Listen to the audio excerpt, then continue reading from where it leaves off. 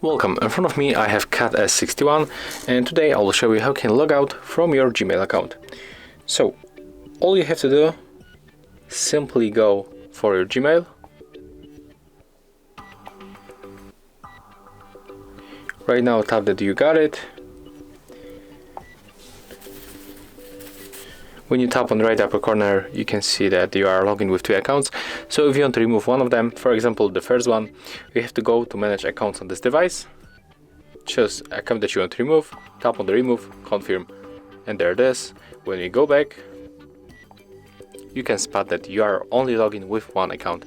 And that's all. If you find this video helpful, remember to have a like, comment, and of course subscribe to our channel.